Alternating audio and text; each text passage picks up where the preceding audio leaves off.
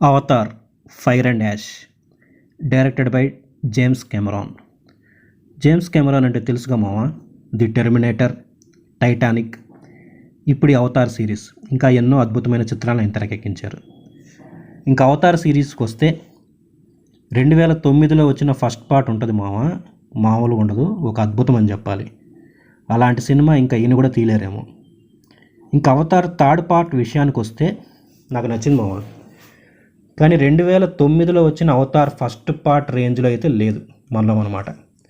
కానీ 3 years back వచ్చిన Avatar second part అంటే the Avatar the way of water కన్నా బాగుంది.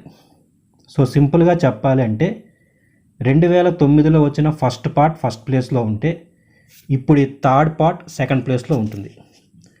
ఈ సినిమా చూస్తున్నంతసేపు మనకి ఫస్ట్ అండ్ సెకండ్ పార్ట్ చూస్తున్న ఫీలింగ్ ఖచ్చితంగా కలుగుతుంది. ముఖ్యంగా ఆ కథ, స్క్రీన్ ప్లే కొన్ని చోట్ల అలాగే ఉంటుంది.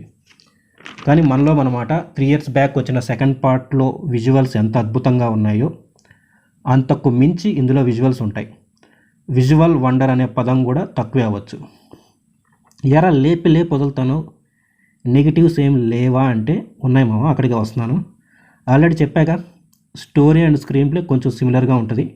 అండ్ ఇంకొకటి ల్యాగ్ ఉంటుంది, అంటే సినిమా లెంత్ ఎక్కువ ఉంటుంది అనమాట. 3 గంటల 15 నిమిషాల దాకా ఉంది.